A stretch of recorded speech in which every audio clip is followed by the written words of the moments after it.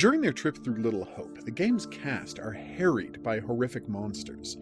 The beasts are presented as the reanimated corpses of the witch trial victims from the game's various flashbacks, but of course, they're really just extremely warped representations of how Anthony's family died. Now that I have the game on PC, I thought it would be fun to take a closer look at some of these enemies in their natural habitats. Let's start with Daniel's demon, the Pierced Man. This design was based on Dennis's death from the prologue, impaled on an iron fence. In the Puritan version, David falls much farther onto much longer spikes. The monstrous version is even more damaged, with an 8-foot spear that pierces his shoulder and runs along his arm. This becomes his main weapon when fighting Daniel. He's absolutely covered with pieces of metal. He even seems to have been crippled by one of the spears. Here you can see that a spike runs through his left knee. His hand is always wrapped around it, and he has to use it to lift his leg whenever he moves. Next up is Angela's demon, the Drowned Woman. Anne suffocated from smoke inhalation, which Anthony's mind transforms into death by drowning. Isaac binds her in chains to ensure that she sinks, then shoves her into the water. When the demon reemerges from that same water, the number of chains has been massively multiplied, turning the rusting metal into a death shroud. Just as Amy had a single arm free, so does the demon, and it's only able to move by either pulling itself forward with that one arm, or, rarely, firing a chain forward and pulling itself with that. John's demon, the Crushed Man, is a strange one. James was killed when the ceiling fell on him, and Anthony transforms that into death by pressing, where weights are placed on top of a board until the victim's ribs give way and their organs are crushed. It's a horribly torturous way to die, which is reflected in his demon version. Rather than just the rib cage, this beast's entire body has been crushed, with all of its joints suddenly wobbly and able to move at impossible angles. If it seems familiar to you, that's no accident. Supermassive Games have previously used this exact type of enemy and animation for the Wendigos in Until Dawn and the Hag in Man of Medan. Finally, we get to Taylor's demons. That's right, she has 2 of them.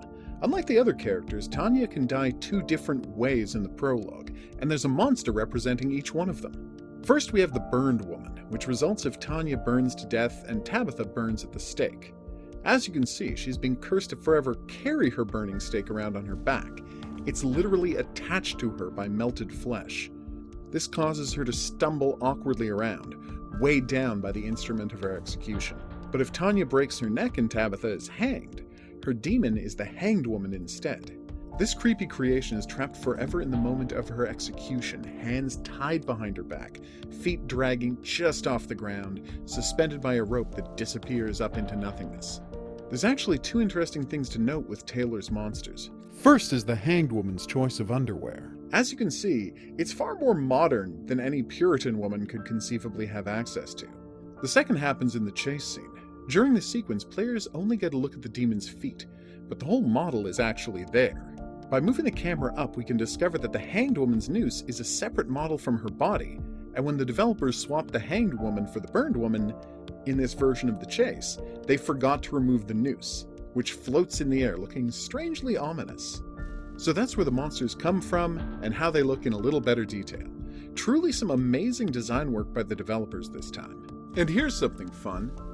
YouTube user Beau Levin points out that each one of the Puritan executions is themed around one of the elements, with Daniel, who fell far, being air, Amy being water because she was drowned, Tabitha being fire, she was burned at the stake, and Joseph being earth because he's crushed by stones. It's an interesting connection, but of course it falls apart if Tanya and Tabitha were hanged, because that doesn't have any connection to fire. Still, pretty neat. I've been the Hidden Object Guru. I hope you enjoyed this closer look at Little Hope's monsters. I'll be back with more Dark Pictures content on the playlist. If there's a facet of these games you'd like to see covered, just let me know in the comment section below the video. Thanks for watching, and au revoir.